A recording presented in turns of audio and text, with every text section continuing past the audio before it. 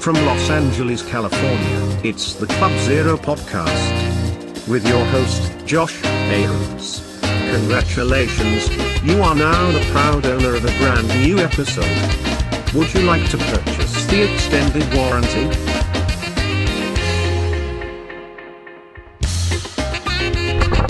What's up, everybody? Welcome to the Clubzero Podcast.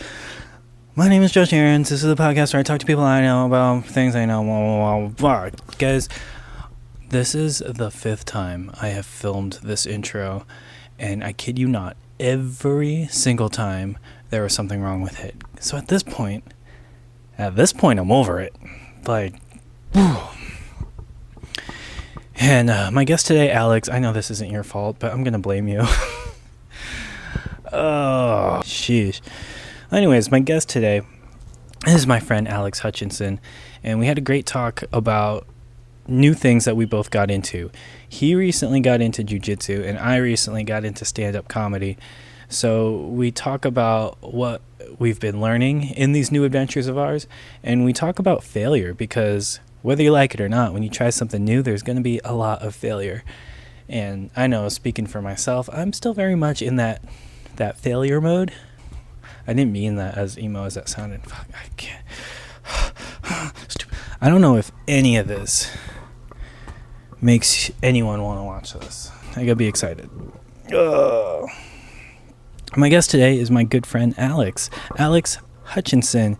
He is a very creative person. He is a graphic designer, an editor. He is a parkour dude. He's recently gotten into jiu-jitsu, which we talk a lot about. And I really liked this talk because, you know what?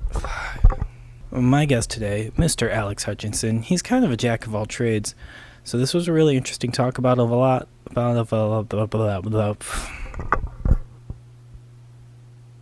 My guest today is my friend Alex Hutchinson. He's really cool. Hello. There we go. There it is. Hello. How you doing, sir? Fantastic, sir. How are you? I am great. Well, I'm glad to see that you're enjoying your time in Argentina with the waterfalls in the background. There's no place I'd rather be during a quarantine. Argentina, yes. That's fantastic. This is where my grandfather met my grandmother's sister. Beautiful story. Beautiful. How are you dealing with the quarantine? How are you keeping yourself sane? I'm doing good. Keeping myself sane, just, trying to exercise when I can, getting out when I can, playing a lot of board games at home with the wife, which is really fun when I'm not losing. And then other than that, just trying to do solo jiu-jitsu stuff at home by myself. And other than that, that's pretty much what I'm doing to keep sane. What about you? I'm doing a lot of playing with myself as well. Oh, that's healthy. So how is that jiu-jitsu life? Like, I feel like you didn't start really that long ago, but you seem to really be jumping into it. Yeah, I'm hooked. I'm probably on I'm probably about 8 months in now. Started with an open mind, and ever since the first day I'm hooked. It's probably been the most educational experience as far as understanding who I am and my mental health and everything like that, because if I would have to agree with as like Joe Rogan said when he got his black belt in Brazilian Jiu-Jitsu, it has probably been the best way to deal with reality, because you deal with it on such like a continuous basis every day when you go into the academy to do jiu-jitsu. And what I mean by that is, like, when you roll with somebody, especially if they're better than you, and rolling is just sparring. That's what they call it. So when they say that, that's just sparring. When you roll with somebody that is better than you, you get humbled very quickly. Very quickly. You understand that you don't really know anything about fighting or what it really takes to fight on the ground. And I found that really beneficial to me.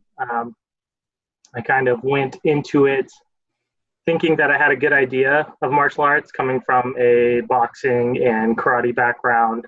I knew a little, but yeah, I mean, ever since I first joined, it's pretty much hooked me in, and I feel like I use it more as therapy, mentally, mental therapy than I do physical.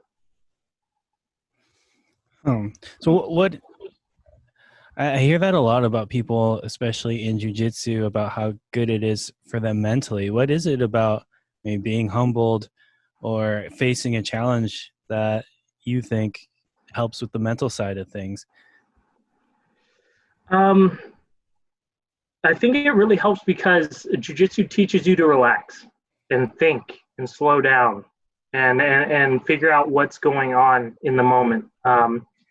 Because when you're somebody that doesn't know jiu-jitsu, you tend to use what you know. Like if someone's on top of you, keeping you down, you will try to, push and thrash and use your strength to get out. And that's totally not the correct way of doing it. And that helps a lot with life as well. If you're just trying to push and go through everything with brute force, you're going to be met with disappointment every single time, rather than slowing down, thinking about the situation, finding out what is the best way to deal with the situation.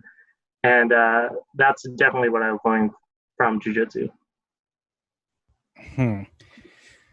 That's really interesting, because there are a lot of situations that as you get older, you learn that it's better to bend than to force yourself and end up breaking. And it sounds like jiu-jitsu is kind of the physical emphasis of that.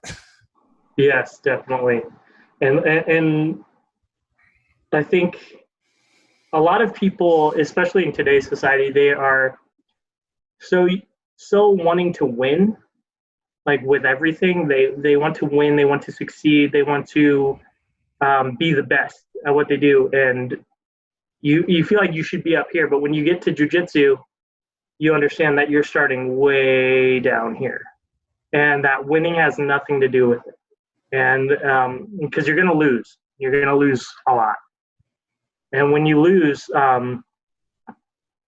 it's hard for people to accept, especially in today's society. But that's why, you talk to people that do jiu-jitsu, and they are some of the most humble people that you will ever meet. They're natural born warriors. They're great. They can, take pretty much almost anybody on the street, but they're the most gentle people in the world. And I feel like putting myself in that situation to where I can be humbled and I can be, knocked down a few pegs has given me a little bit more appreciation for who I am as a person and how I deal with other people.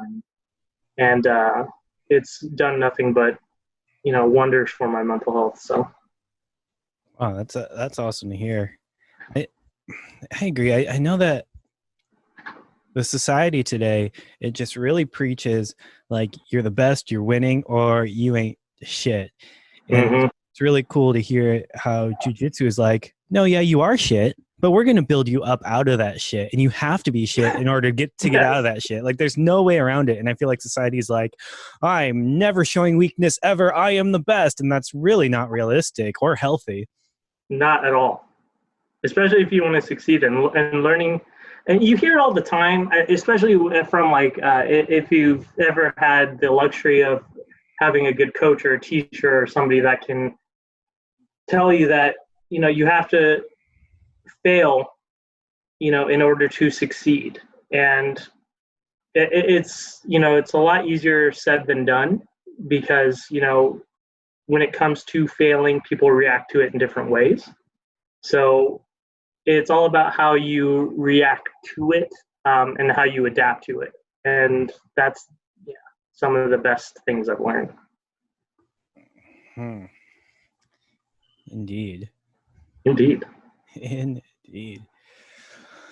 Well, yeah, I know. I've failed a shit ton of times. I'm still waiting to get out of that, but so I'm just gonna chalk it off to be honest, like that's part of the human condition. You're never gonna get out of it. Oh, shit. You're never gonna stop failing. You're never gonna stop learning, and it's. I would have Go ahead. I was just gonna say no, for sure, because the older I get, like I keep having these weird moments where I'm like, oh, I'm at the age now where my mom or my dad was blah blah blah, and then like the older I get, I realize, oh, they didn't know what they were doing. They Seriously. were winging it, and not that well either. No, Holy shit! no, yes, I definitely had that. Like, as I've grown older, is like how much did my parents really know what they were doing, Yeah, and how much did I make that just like a thought of like, oh, they know everything. They have it down. They have it understood, and it's given me a weird more respect for my parents as I've grown older and I've gotten out of my teenage years. And it's actually gotten me closer, which is pretty cool. yeah, that is nuts, dude. It trips me up thinking about it, but like my mom had me young, not like too young, but still young. So I think there's a 20-year difference. So I'm 32 now, meaning I could have a 12-year-old right now. Like, Dude, right? what? That's crazy. I know I can't even handle myself, let alone if I had like a preteen to take care of. Like, holy crap. No, that's very true. And especially in today's world, I have a lot of friends that are having kids, especially in today's world with the quarantine going on and everything. It's got to be really tough for new parents, like going through it. Like, I can't even comprehend. Like, any person or a group or a couple that's having a child right now, I'm just gonna say it, you're a badass. It's plain and simple. That's hard to do. Oh, I thought you were going to say it's a mistake. Don't do it. I didn't say it. I mean, I'm full. I couldn't imagine having kids right now. And I have friends with kids, and I just chalk it up to, oh, well, when it's my kids, I'll probably feel different. Well, yeah, because my biology is going to trick me into taking care of that child. Yes. I mean, I'm going to love them. Regardless, yes, you will love them, but it's definitely a tricky time. So what are kind of some of the things that you're doing besides this lovely podcast you have going on? What are some of the things you're doing to try to keep yourself sane? Well, before I started this, I was just making whatever skits I could, but it was getting kind of boring because I had to do them by myself. And then this actually kind of happened by accident because in my day job, we started doing online classes like everyone else. And at first I was like, oh, that's so stupid. Like, no one signs up for this stuff to do it online. And then once like I did one and I saw like, oh, how the program works and stuff, I was like, oh, I could use this. And then I started doing this. Okay. Which cool. It's like it's the easiest and I think best thing to do while I can actually sit down with someone, in person.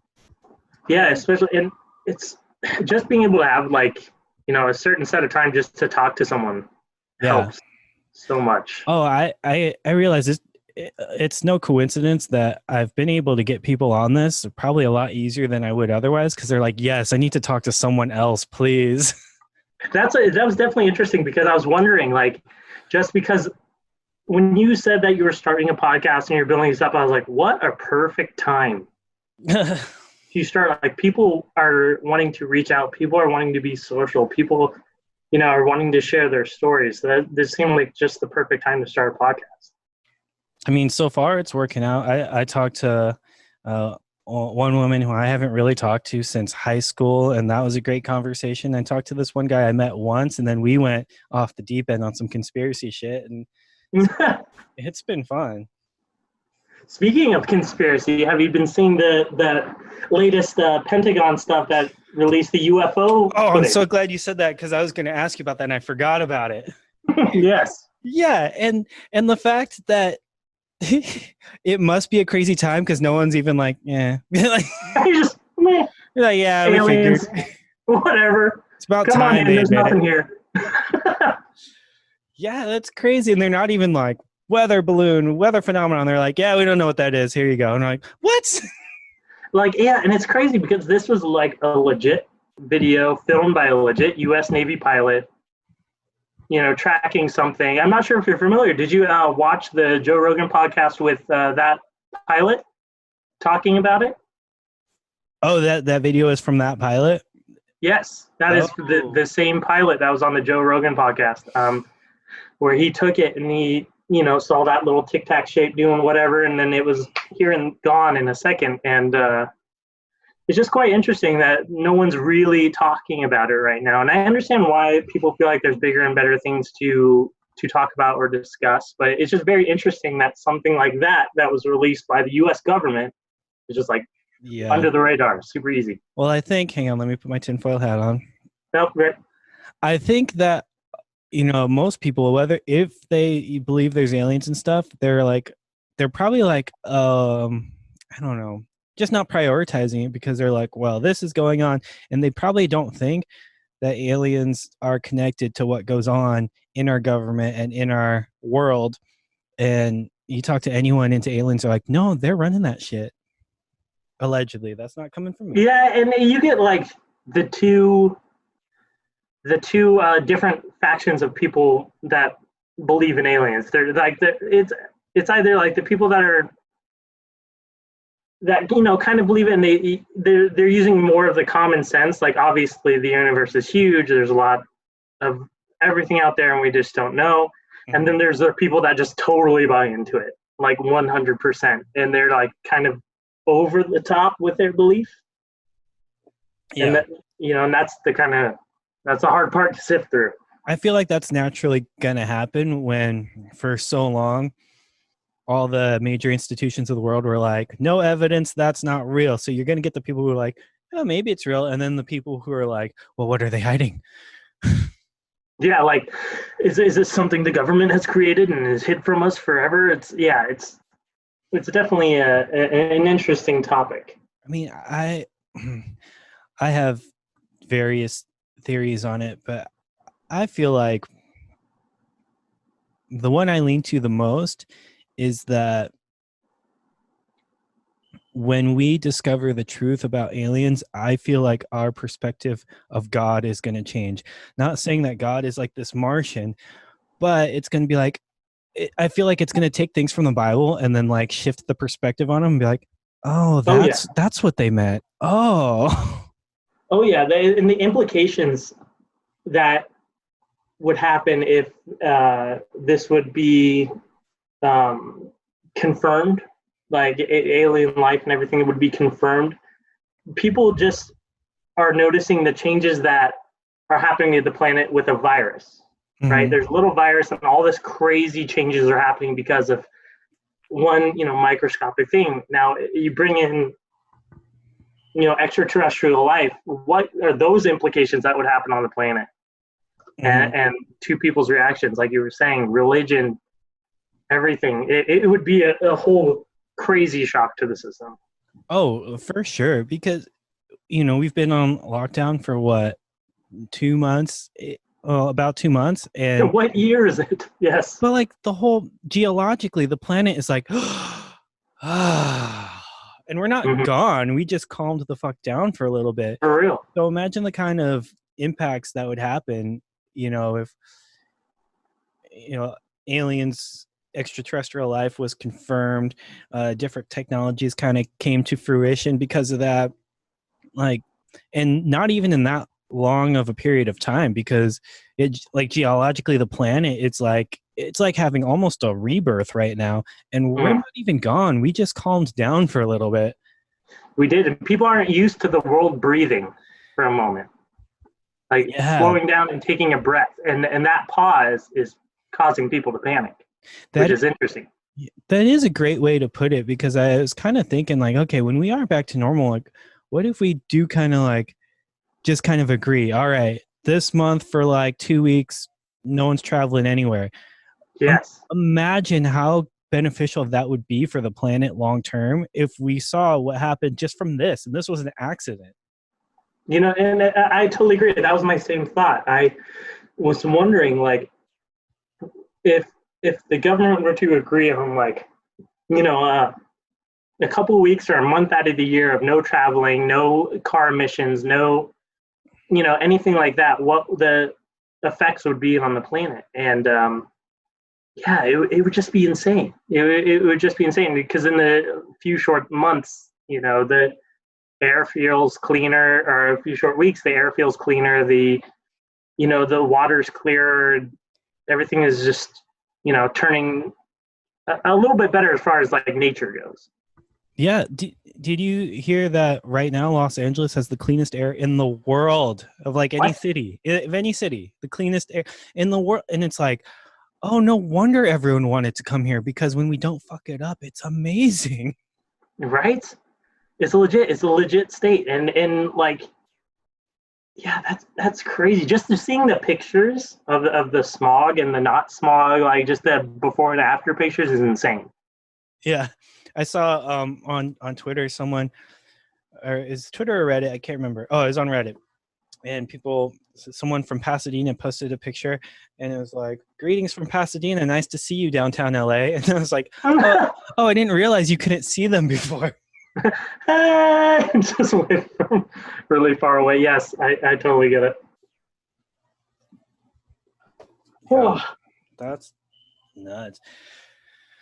I wonder what's going to happen with the alien shit. I'm sure. Who knows? Who knows? It's one of those things though, where like, for everyone's been like, dude, just let it out already. But who knows what that could cause.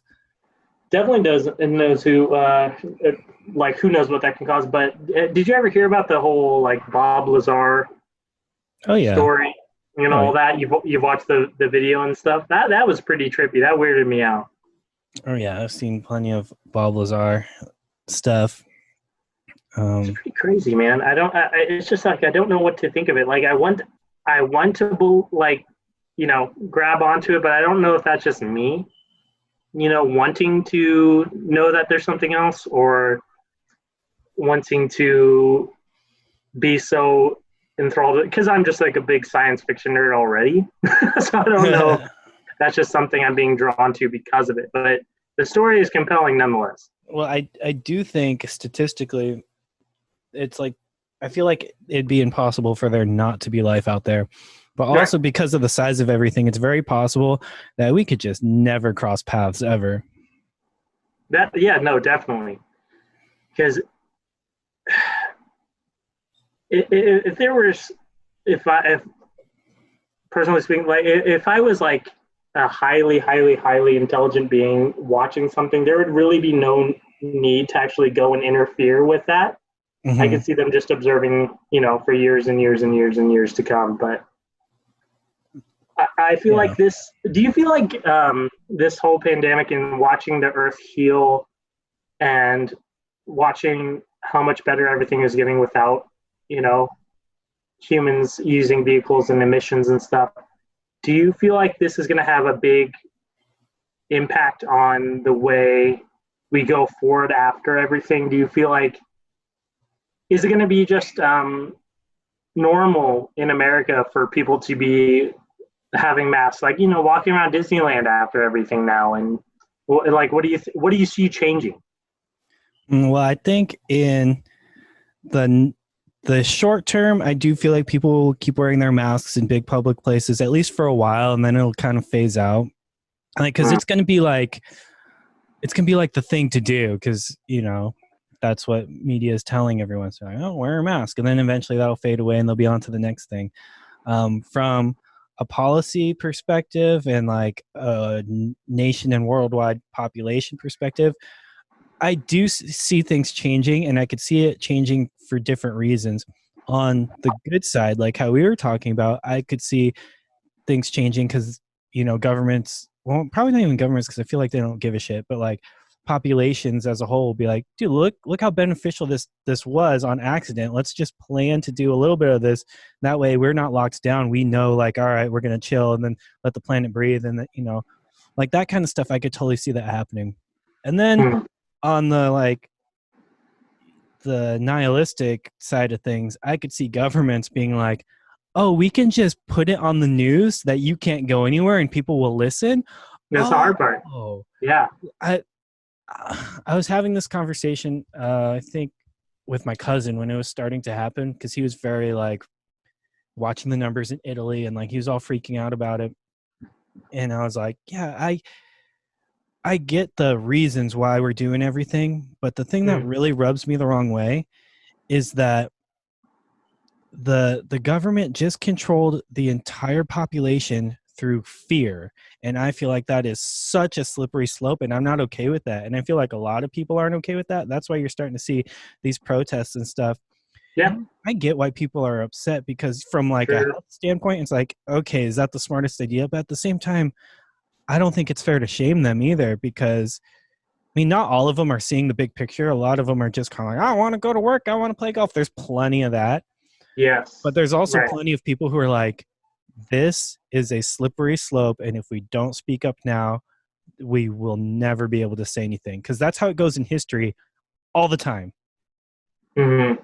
No, I definitely see your point, because if it only takes, just the thought of something putting out there for everyone to be like, okay, we're just going to listen to whatever you say, do whatever you say, it is very dangerous. It is very dangerous, especially, for a community. And it's hard to kind of tread that line of what to believe, what not to believe. And that's the kind of situation everyone kind of finds themselves in. And I agree with you in not shaming those people that want to protest, but I want to see them protesting for the right reasons. Like I do feel like that is the right reason that, things can be shut down, our rights can be taken away very, very quickly due to media. And I agree with that. But, just because you want to go out and play 9 on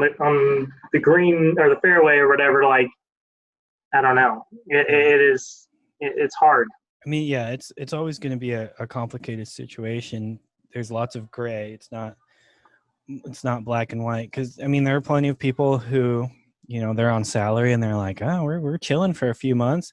Mm-hmm. And then there's so many people who are like, dude, I don't know how I'm going to pay the next set of bills. Like, all right, thanks, government. But what's starting to really trip me out now, because I feel like by default, I'm going to jump onto the fuck the government, blah, blah, blah. Sure. Yeah, it's just how I am. But what's tripping me out as I try to take a step back and look at the bigger picture is people who are very smart and qualified, they're starting to be like, no, fuck this. Like right now, Elon Musk, his latest tweet in all caps is "Free America Now." Elon Musk. Then his next tweet is like retweeting a story about Texas opening stuff up. And he's like, bravo, Texas. And then the tweet after that, give people their freedom back. And then like an article about something. He's the smartest person on the planet right now. Like, and he knows stuff that the general public isn't keen to because of his wealth and position. So if he's saying this stuff, what's going on? And they're starting to, doctors, there's been a few videos of doctors speaking out, being, kind of being like, not that they're obviously taking it seriously, but they're also like, this is the wrong way to handle this. And they're listing the reasons why from a medical perspective. And YouTube and Facebook and like the big media institutions, they're taking them down. And that's that messes with me, because it's like, when you have platforms that big and you're just going to be like, well, we're going with this narrative. That's irresponsible, in my opinion. Mm-hmm. Because, and I had this talk with someone I had on before, like if you just keep hearing something and you're not really actively searching for what's going on yourself, you're just going to believe whatever you keep hearing. It's like when you're a little kid and you just keep hearing, be good or Santa Claus won't come. You fucking behave because you want Santa Claus to come. It's not till later when you actually start looking for Santa Claus where you go, oh, he's not real. Oh shit. Damn, I was wrong this whole time. Left cookies out for nothing. Yeah. Sorry, Alex. No, I totally agree. Like it's one of those things. It's just hard to grasp onto because there's so many different opinions out there, so many different studies, and it's hard to know what is the best way about going, forward with life. because I see a lot of opinions of doctors with microbiologists that, it's dangerous to wear a mask and gloves all the time because you're coddling your immune system. You're not allowing it to grow. You're not allowing it to strengthen. You're not allowing it to get better. But then yet again, it's like, oh, but you're putting yourself at risk by allowing your immune system to grow stronger.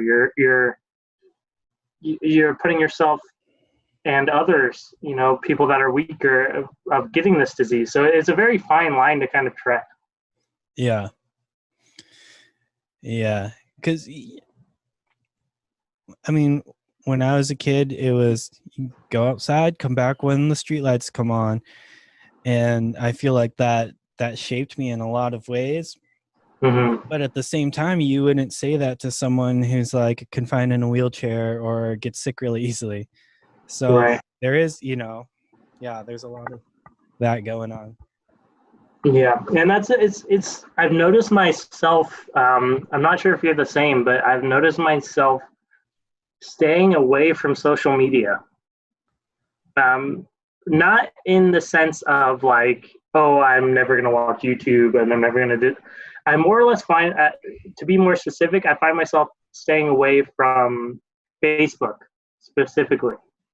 It's just because the different amount of opinions and the different amount of people's, just viewpoints from different people. It's very hard to sift through it all, and I find it very taxing mentally to go through. Like, oh, one of my family members thinks this way, and one of my close friends thinks this way, and it's contradicting, and it's very hard. I find it really stressful. Well, Facebook, I can say, is garbage.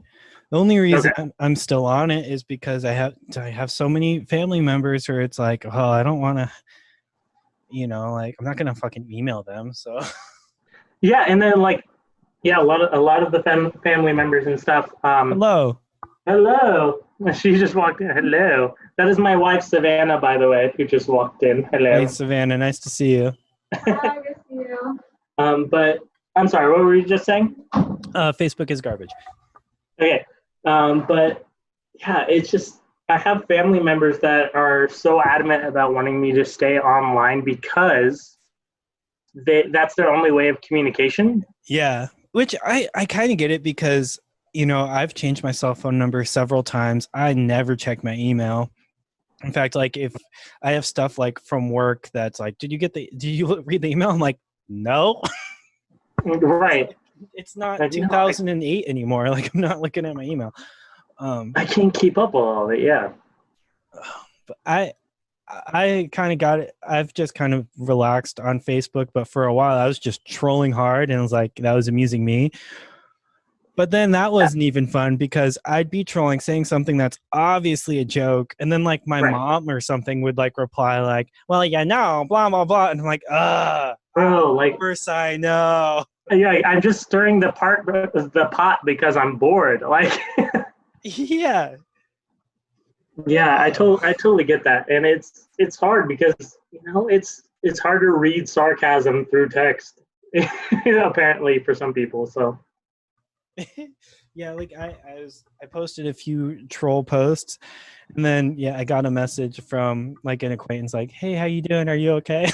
No, I'm losing my mind. Oh, no, freaking out.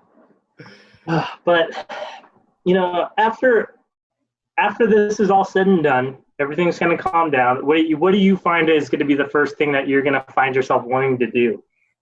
Oh, that's easy for me. Really? Yeah, I want to go to the comedy club and do an open mic because I was like really getting some steam at the open mics, and then hit and shut everything down. In fact, the last open mic I did was the last night that clubs were open, and I'm so glad I did it because even though things weren't officially closed everywhere, I remember I was talking to my cousin. He's like, are you sure you want to go out? Like, I don't think that's safe. You should stay home. And I'm like, dude, if we're going to be closed, I'm doing this open mic tonight. And it was a good set and it went well. And I'm glad I did because what like that kind of, I've known you for a little bit. You've always been really funny. You've always been like a super charismatic person. And I always thought like, yeah, he would be really funny to do that. And then all of a sudden stand up, boom, just came up out of nowhere. And I saw you doing it. What made you want to like push and go for it and just be like, you know what, screw it. I don't care if I bomb. I'm just going to go out there and do it. Well, I did one like a few years ago and it actually went well. And then I never did it again for, I don't know why. Where I was like, I think because it went well, I was like, kind of like, oh, well, I can do that. And then for whatever reason, it kind of sparked up again. I was like, dude, if I want to do this, I need to go do this. And I went to a different the first one I went to was like at a dive bar, and it was like there were drunk people there, so I was getting laughs. Easy. But like not a lot of the comics there were really laughing. But I was like, oh well, the audience laughed, so who cares? But then when I dove back into it, I started going to Flappers. They have these open mics, and on the weekends they're in one of their showrooms, like the small showroom. And then it's just full of comics and stuff. And I watched it a few times. It's like, okay, I can do this. There were people who were pretty good, like polished on their act. And then there were people like literally reading stuff off their notebooks and not getting anything. I was like, well, at the very least I could do that. And I got really nervous and scared about it. But I was like, but I committed to, you know what, I'll just write my jokes down and read them. And that'll get me on stage. And I went and I did it. And every joke bombed hard, everyone. And like I was getting heckled, and like if I got any kind of response is when I just kind of like responded and reacted. Oh, okay. But like my jokes, when you go to an open mic and it's a good open mic with comics who kind of know what they're doing at least, like I feel like they'll give you a chance, and I could see them kind of like tracking the joke. Like I would say the setup, and they're like, okay, and then I get to the punchline and be like, ha, like they're wanting you to do well, but if you don't, they're not gonna give it to you. Anyways, I bombed really hard, and then the next weekend after that, I went to go again, and like I didn't get my name called because it's a lottery. And then the next weekend after that, I had to go to Texas, and then like so like 2 weeks went by, and I was just sitting on that bomb, and I was like, I am not ending like this, and it just. Like that fueled me more than the original one that actually went decent. Like the one where I bombed because like, oh, fuck this. I know I could do better than that. So then I finally got on stage again. I didn't bring the note cards with me. And I was like, you know what, just go hard. And I was riffing on stuff, and I was actually getting reactions and like getting like loud laughs. I was like, oh, okay.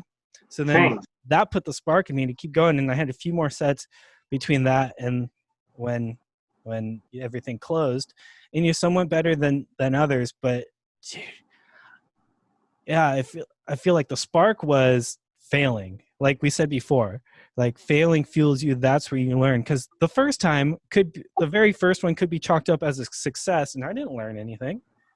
Right. Then when I went and bombed and got heckled, and then like I'm getting like the good for you pats on the shoulder in the hallway, I'm like, fuck this. And then it wasn't until then where like I decided, you know what, I'm not going to be a pussy and read off my things. I'm just going to go hard. Even if they don't laugh, at least I'll be being confident. Because I listened to the recording of the first one, and it's very like, it's like lower energy than I have right now because I was nervous as shit, just like just reading the stuff. Yeah, just trying to get it out. Yeah, and then after that, I'm just putting it out there. And people are reacting even if the jokes aren't that good. Because, I mean, let's be honest. I've done a few open mics. The jokes aren't that good. But if I'm projecting energy and confidence, people are going to identify with that. And they're going to appreciate that more than being a scared little bitch reading off a card. Like, no one wants that. Yeah. So I know. I totally get it. Failing. Yes. And, dude, you listen to, like, any successful comedians, they all bomb. They bomb hard, especially in the beginning. It's like, it's just one of those things. Are you willing to put yourself through that? Are you willing to like understand your craft and to understand like the way people react to your personality and how to adjust to it? Because, you know, every great comedian, they didn't just go out there and they were good. They were just like, they could read the crowd and blah, blah, blah. It all takes time. Yeah. And I feel like you'll get there. It's just like that's That's a big amount of confidence and a huge set of balls to just go out there and be like, you know what? If they don't laugh, okay, I don't care. Well, I'm just gonna go out there and do my best. yeah, and make no mistake about it. I'm fully aware that I suck. So if any like seasoned comedians ever come across this, like, don't worry, like I suck. It's fine. But, when I do bomb or something doesn't go that well, it's not like it's real any less fun. Actually, it's like Sure. it sucks that it bombed, and I don't want to bomb, but it's like I'm still doing what I came here to do. So, And how do you like, as far as your method goes? I've always find it really interesting. Like, do you find yourself just writing wherever you're in a conversation, something lands that's kind of funny, that's something you want to write down, or is it like, is it more methodical? How do you approach writing jokes? yeah, sometimes in conversations, something like get a laugh, and like, oh, and I'll just put that in my phone real quick, and then I'll come back to it and like build on it. But what I do now is, yeah, I'll write stuff, but I can't sit there and memorize it word for word. So I'll just get the idea down, and like when I'm driving to where I'm going, I put the timer on and I practice the set, because when I say it out loud, that's when it really comes to life. You can write down the most amazing stuff, but then the first time you say it out loud, it's clunky, or you're getting caught up on your words because it's too wordy. So I just have to say it out loud. And if I do that enough times, then by the time I get there, it's memorized enough to where like I'll at least know where I'm going on stage, and I'll get through it and make it work. And a lot of times it'll end up different just because I don't remember exactly how it goes, but it's not about how it goes exactly anyways. Just, what was the question? Yeah, and it's no, I totally understand, because I don't think I would be able to do the same, like recite it word for word. It would be too monotone. It would be too boring. How much do you find yourself like actually like playing off the crowd? Is it all within the moment, or is it kind of just like, oh, I'm just going to stick to this and see if they laugh? Well, I feel like I'm not good enough yet to play off the crowd very well. And especially if it's not going well, I'm just going to power through and say what I need to say. But it does help. Like if I'm in like the setup part and someone like reacts to the setup, I'm like, all right, they're going to like this, or, oh, they're not going to like this. We're going. Yeah. In fact, that's better when you know something's going to take a left turn and someone's like on board, and you're like, oh shit, this might offend them. Yeah, but hey, we're going there. It makes it more fun. That's crazy. So how many have you done total now? How many stand-ups? I mean, yeah, not very many. I'd be embarrassed to say right now after well, talking. No, it doesn't matter. I mean, regardless, it's like you have done at least a few. Most people would never dream in their lives of getting in front of people and trying to make them laugh. Even if you don't, it's like being that confident and being like, okay, even if they don't laugh, I don't care. That is such a crazy personality trait that is very hard to find. I feel like it's something that can be learned. Like I've taken improv and stuff, and I feel like everyone should take an improv class at least once in their life, because I'll be talking to people that are very close to me, and we want to do all these kinds of projects and stuff. But then if they have to get in front of a camera, they're like, or like if I'm just like vlogging and I put the camera on them, and then all of a sudden they're not like, they're not like, themselves. Yeah, it's like, dude, who cares? Like, who cares if you look stupid? Like at this point in 2020, like why are we that concerned about like what videos of us are online? Like by the time we're old men, there's going to be so much video on everyone where you could like look someone up and probably find hours of random home video. Like I feel like that's gonna, like instead of just looking up social media, like you'll be able to find their home video, their little vlogs, their sports events, their like, because it's just where the technology is now. So and I feel like I don't like cameras. It's like, well, you're gonna have a rough life then. And it just comes down to I feel like everyone should take an improv class at least once in their life, and it wouldn't kill people to go do an open mic and bomb really hard, because once you do that, it's like, oh well, nothing else can really be that bad. Well, yeah, it's like I think I've heard that a lot out of like listening to interviews with different comedians. Like after they bomb, the rest of their day is kind of okay. It's Like, like and they can. it's like freeing.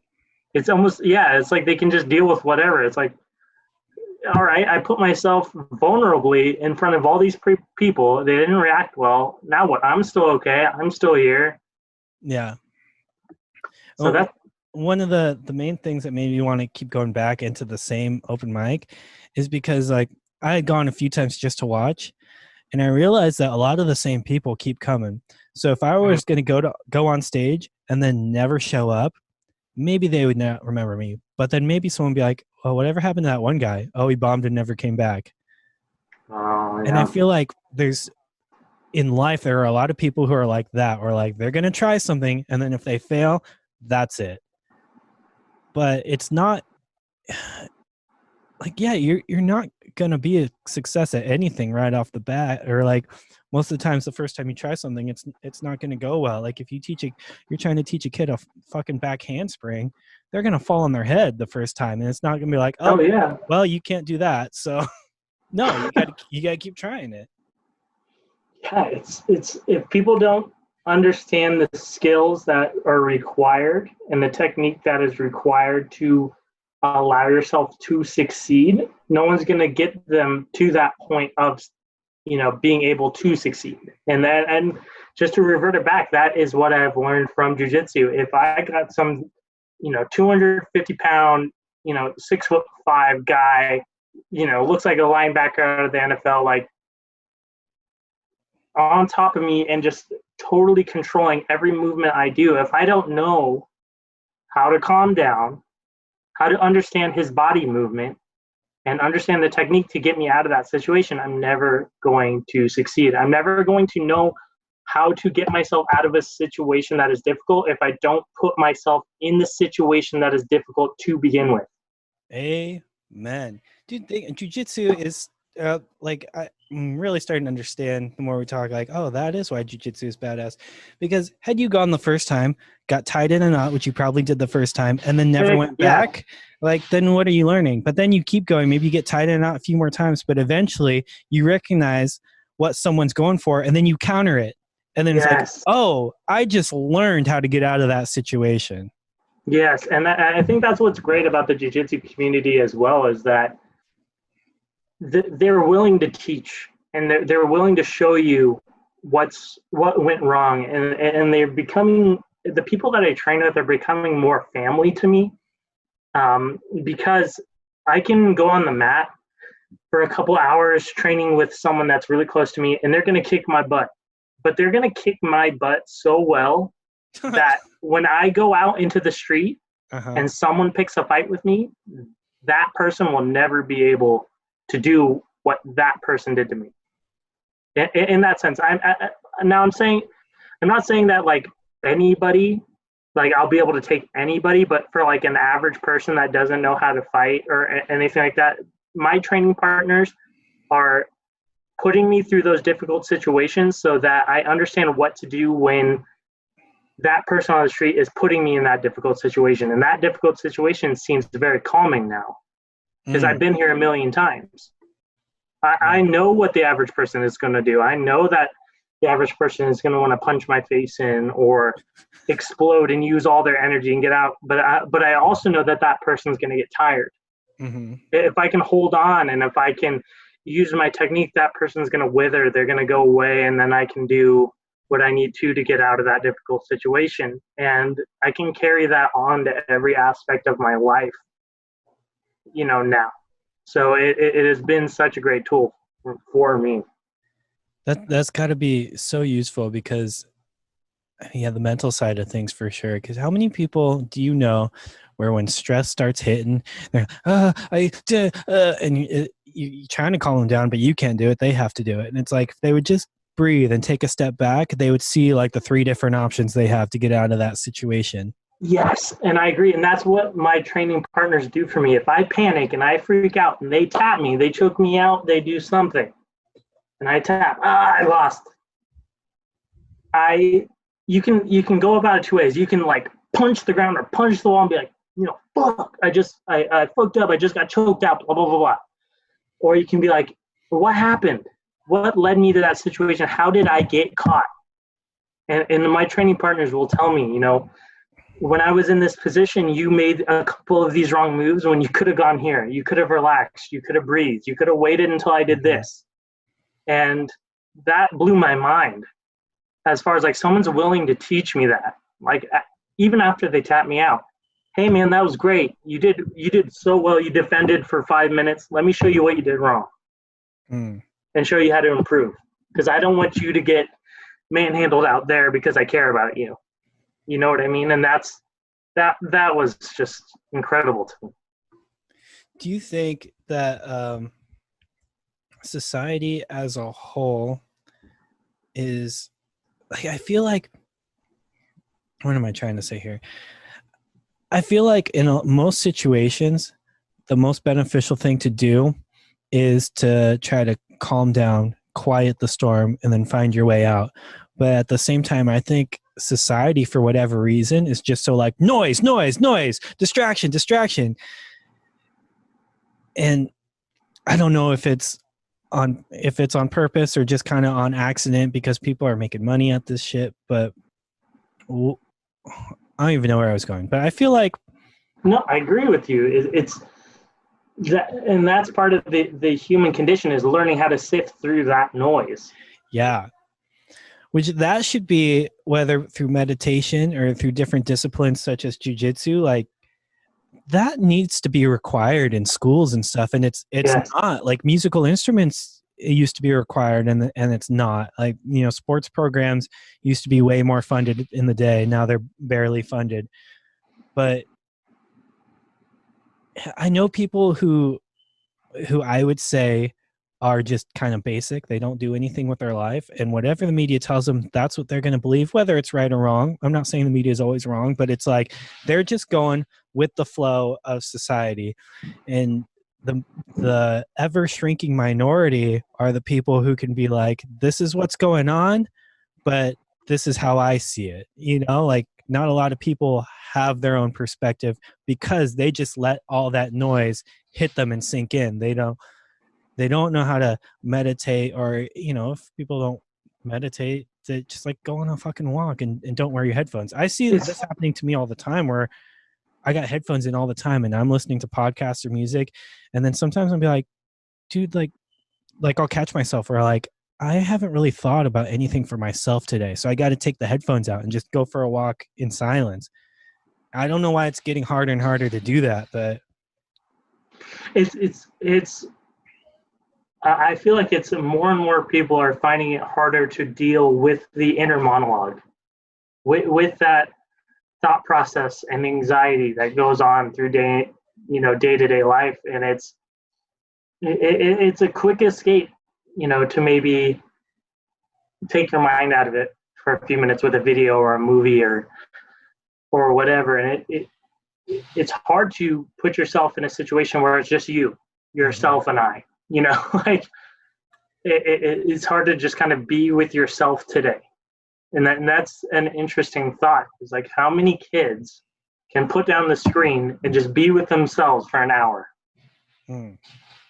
It's a very interesting thought.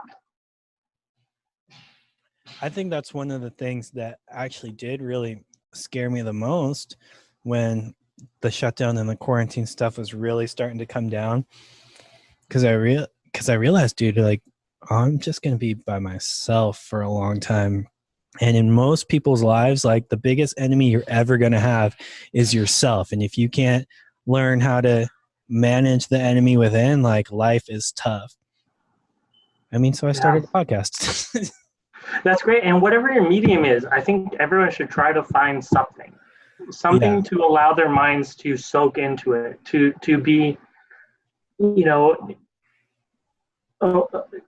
it's just something to allow your mind to escape to, whether it be a podcast, whether it be jiu-jitsu, whether it be, gymnastics or whatever it is. Like, find something that will allow your mind to just kind of melt into it for a while, and allow just to kind of you be yourself. Because even though you're talking to somebody on a podcast, you're still finding your voice. You're becoming yourself. You are talking, getting your opinion out there, which is very important and very, very healthy for people mentally.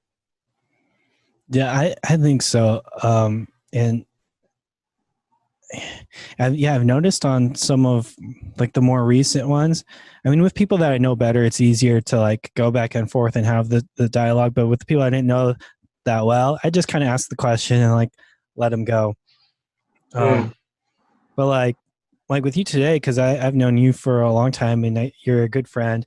And with some of my other ones where they're like, it's more good friends and stuff. Yeah, I can see myself and hear myself getting stuff out that maybe it never got out before, only in my head or something. Yeah, and it'll continue to be difficult, but you'll be able to find that as you go on, and the more you push and the more you do this, because I can see you being very successful at something like podcasting and stuff like that. You have a lot that you can give to people, and that just goes for everybody. There's so much that you can give to people, but you don't allow yourself to kind of maybe focus on an area or allow your mind to kind of relax and just be in the moment and just be a human. And that's what's hard. People don't have that escape. So find yourself something. Find yourself that jujitsu that allow you to just be in the moment. Because when I'm grappling with somebody, I'm not thinking about, oh, did I put in my hours for the week, or did I do something? No, there's somebody on you trying to smash you and squeeze you and choke you out and tap you out. There's no room to think about anything else. And that is really hard for people to get their mind to stop and to slow down and to think and to understand what is going on in the present time. And I feel like that's a skill that a lot of kids and a lot of people need to learn these days. Yeah, especially right now when there's not shit going on, that like when you're doing some jujitsu and you're trying to figure out, all right, how am I getting out of this and what's going on? Like, yeah, you're physically doing stuff, but it's exercise for your brain. And that's why, like immediately in the lockdown, I was like, okay, well, I'll make a video of this and that because, I got to film, I got to edit. And that's a process that my brain can go through. And I'm worried about people who all they're doing is putting their pajamas on, opening a bottle of wine or whatever, and they're just Netflix all day, every day. Like, there's nothing wrong with that once in a while, but I feel like if that's your whole quarantine, you're coming out of this a worse person. And that's scary. That's more long-term damage than the freaking virus. That's true. No, that's definitely true. But it's going to be interesting to see how people react with each other when everything gets out. Are you going to be as sociable? Are you going to be, the same person you were when you get out? Now, it's not to say like everyone's going to be worse when they get out. People could be better. It could be great for people to have this time of solitude and to think on their own and kind of just be with themselves. So it's going to be a very interesting place once we get out. Yeah, that it will be. Now, speaking of like things that are happening once they get out, are you wanting to do you think sports and everything are going to be the same? Are there going to be games? Are you going to be able to watch your Packers and everything when you get back out? Like, how do you think that's all going to go? Well, that I feel like it comes down to money. And I feel like the NFL, because their season is far enough removed that they're going to be like, no, we're good. We're just skipping this year. No, I mean, like they're not going to social distance their stadiums. Are you kidding me? Right. They're going to be like, no, we're fine. Okay. I think NBA had to do something because their season was like at its peak when this thing took off. Baseball is I think they're kind of adjusting and doing like no crowds. I think it is what they're going to do, at least for a little bit, for spring ball. But that's spring ball. Who cares? That's crazy. So do you think that as far as the major sports going on right now, the NFL would be the least affected by all this? I mean, I think so. That's my theory. I mean, it's crazy because just from a social distancing standpoint, you can't have a whole football team anywhere. So they're going to be like, no, we're good. Yeah. It's definitely going to be interesting to see. And even just to go back to martial arts, the UFC is still going to be hosting UFC 249 on May 9th. They're going to be hosting it in Florida, where a lot of the restrictions are not as strict. Mm-hmm. And they're going to be bringing people in. I think they're going to have limited people in the stadium. They're going to host it in the stadium, but I'm not sure if they're going to do it like they did in Brazil, where it's like, only the staff is allowed in, the camera people, the ref, and the judges. Yeah. And the coaching team, which is going to be really interesting to see how they go about it. But there's going to be this huge UFC event. All the fighters are going to get tested beforehand before they come in. They're going to make it work. So it's really interesting to see like what companies and what sports companies are trying to like really push and get their people out there. Yeah. WWE has been doing their weekly show from their performance center, which is a facility in Florida, funny enough, where they do a lot of their training. And they just set up a ring and a set, and there's no audience there. It's the wrestlers, and then the announcers are at their table. And AEW is like, that's a newer company, but they've been taking off, and they've been doing theirs from a closed set. I don't know where, they haven't said officially where it is, but I think it's in Georgia.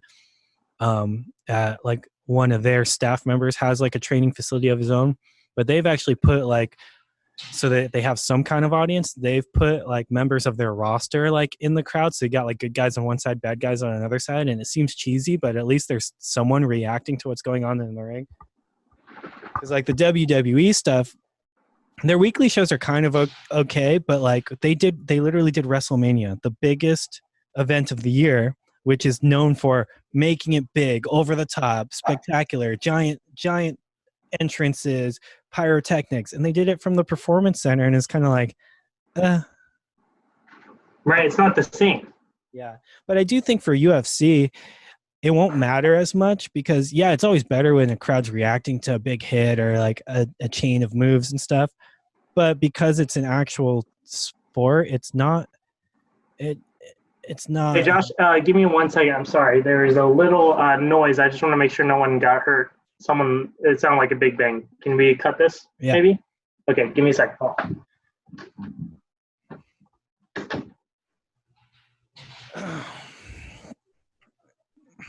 This podcast is brought to you by a mysterious noise from the hallway. It sounded like a big bang or something. Someone might be getting hurt. But have no fear, because Alex and his new jiu-jitsu moves are on the way to save the day.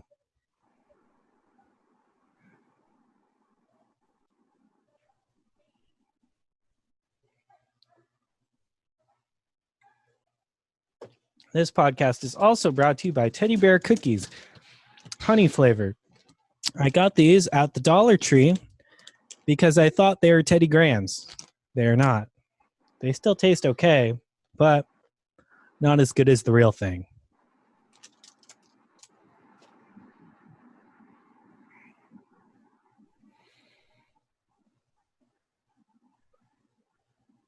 Let's see. We're good. Give me a sec. Oh. This podcast is also brought to you by this Mickey Mouse pen. It has 1, 2, 3, 4, 5, 6, 7, 8 different color options. So when someone asks you, hey, do you have a pen? You can be like, nah, I got 8. Oh, dang. Thanks, Disney. All right. Hold on.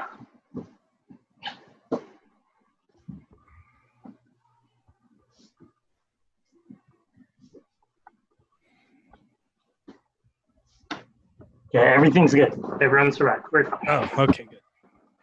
All right, but what we were saying, like, yeah, so for UFC, you were saying the WWE and UFC, like, how they were going to react to it. Yeah, like, I mean, with WWE and wrestling promotions overall, they're like, oh, this show has to go on because they're like essentially at their core, they're carny folks, so they're going to make it work. But it was met with a lot of like, this is kind of weird. I don't know about this Because like in WWE, there's like literally no one around the ring, and most of what wrestling is playing off of the reactions of your crowd. So if there's no crowd, it kind of takes away from the product. Whereas AEW, at least they put their roster around the ring, or people from their roster. So you got good guys reacting to the good guy stuff and bad guys reacting to the bad guy stuff. And even though they're kind of in character but not in character at the same time, because they're legit just watching, they don't know what's going to happen in a match that they're not in. So, right. And how much do you think, as far as the WWE and everything like that, like, and the UFC, is it all dependent on that crowd reaction, or do you feel like they can still be successful pay-per-view only?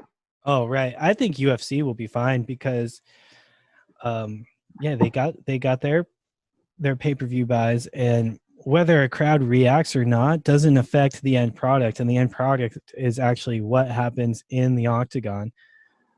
So that's where it's different from WWE, because where WWE is a show and the crowd is part of a show, UFC is a sport and the crowd is experiencing it as well, but the sport will still happen regardless of what that reaction is or isn't, you know? It is true, because a lot of people, I know, at least for me, for this next UFC, I definitely want to tune in. I want to watch. I want to see, what is going on. And I'm not sure if you actually heard about Khabib and Tony Ferguson. I heard he got canceled again. Again, this is the 5th time. I feel like they're just never going to fight.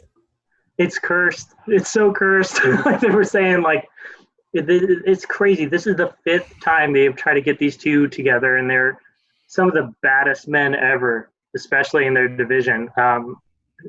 It's crazy to think that they've been trying to put this together, and either it's been, someone tripping over cables because they had sunglasses on indoors and tore their knee, or a pandemic, stopping it. It's pretty crazy, but the UFC has been showing, like, okay, we're not going to let this affect us. We're going to put the next best guy in there. We're going to have a fully stacked card, and people are going to be, really drawn and really into it. And I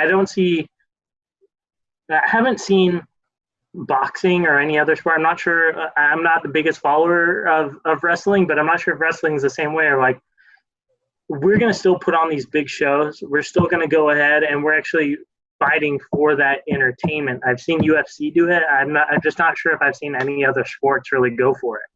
Yeah.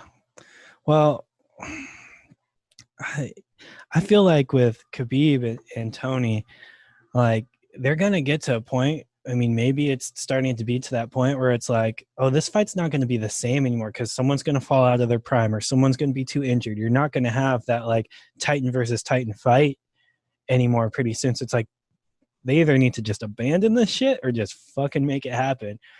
Because, like, right now, if they were to fight right now, it's like, that's like an atomic bomb going off. That is a fight. But in a few years, that might not be the case. Who knows? And especially in MMA, like, Tony's knee might start giving out on him, and now he's not the same fighter. Someone might figure out Khabib, and now he's not unstoppable anymore. So it's like, if this fight doesn't happen, it's like, maybe it just shouldn't. Yeah, and I know, maybe I agree. Maybe it's just one of those things that was just never meant to be, and now Tony's got this monster ahead of him in Justin Gaethje. He is a beast of a fighter. This guy can knock people out with one hit. He's just a brawler, and I feel like Tony's got his hands full. I feel like this might be the one fight that Tony might not walk away from, and Justin might be that guy to fight Khabib. I'm not sure how much you've seen Justin fight, but he's a monster. And if that does happen, well, then how valuable is Tony versus Khabib after that? It's not as valuable. Nope. Because now it's like, Khabib versus, what's his name? Like, that's what you'd want to see. Yeah, no, definitely. They're going to either fall out of their prime, or it's going to lose interest. You can only get so many people to get into the fight so many times. And I do think it's definitely hard. Maybe like Tony versus Connor, because I feel like Connor needs another fight before he gets a title fight again. Even though he's Connor, it's like, yeah, you can't lose a fight and then win a fight and then like, I'm like the contender again. Like, no, like go win another one. Yeah, no, I agree. I think Connor should either fight. I could see him fighting I wouldn't be surprised if he fought the loser of Tony and Justin. Whoever to lose, Tony or Justin, and then go his way up to the title fight after that. But I do feel like he's got a little bit more left to prove. He went into a fight with Cowboy who wasn't really all there, mentally, and he did finish the fight quite quickly. But I just don't think that was a big enough test for him.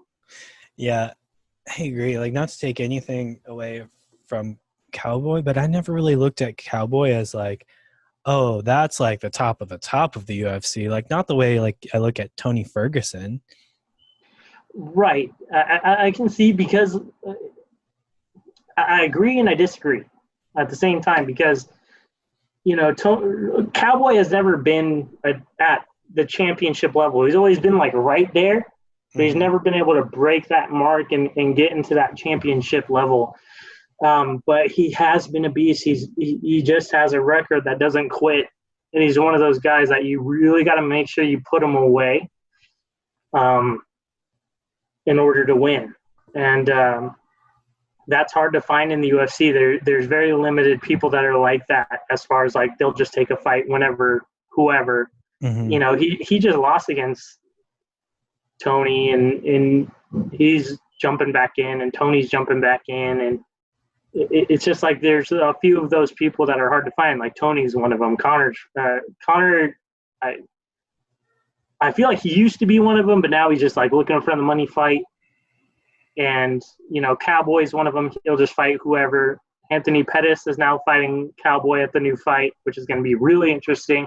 I would like to see Pettis kind of get back on to his old self a little bit. Yeah, that fight he had with Tony Ferguson got called short because he broke his hand. Yeah. That was crazy. So I'd like to see him get back in there and start becoming that, Showtime Pettis again. Mm-hmm. I think his confidence might be a little shot. I mean, yeah. The last few fights I've seen, one was the Tony fight, and one I can't remember what it was, but he ended up losing, I think, by decision, and is like, that's not the same guy. Right. Did he fight? He fought. No. Who was when Nate Diaz came back? Was that who he fought? Was Anthony Pettis? Oh, that's right. Yeah. Yeah, that's crazy. It was Diaz. How can I forget that? And Diaz, he's definitely. I would love to see that trilogy fight. So I'm saying, like, even if Connor doesn't get the winner of Tony, or the winner or loser or whatever, or the loser of Tony and Justin, he's got. I feel like his next fight should be the Nate Diaz trilogy. That would be the next big one. On that card, does he have a fight coming up? He doesn't. He's not on that card. They're looking for him to possibly fight Kamaru Usman in his weight division, who's the champion. That guy's a beast. But that Connor versus Jorge Masvidal would be insane to watch. Yeah. Yeah, I do think Masvidal, he needs a title shot soon. So if it would be Usman, I guess that's the fight. Especially coming from those backyard fight days he used to be in. I'm not sure if you ever saw that, but like with like Kimbo Slice, and he did those backyard fights on YouTube. That was like Jorge was back there. Like, some of these people are just down to get down, and I'd love to see him get that title shot that he deserves. That would be awesome. Yeah. What do you have coming up? Anything? I mean, I know we're all locked down, but what are you working on? Looking forward to anything? Just looking forward to just getting back out there, getting back into class, doing jiu-jitsu. Right now I'm just doing editing, a whole bunch of editing, whether it be motion graphics or, just logo design, stuff like that, video editing, VFX. That's kind of what I'm getting into. And, looking forward to the future, just kind of getting back to being able to see people again. Yeah. Yeah, I'm looking forward to not having to walk a big circle around people as I cross paths with them. Yes, definitely. Not having to worry about just, that when you go out for a stroll. I definitely agree. Yeah. Well, my dude, thank you for making the time to come and No talk to problem. me. This was a lot of fun, and we'll have to do it again, hopefully in person in the future. I agree. I hope people enjoyed and were able to maybe just take something from this and make their day a little bit better, because that's all we want. Amen. All right. You have a wonderful rest of your day, my friend. You guys as well. Stay safe and just be kind.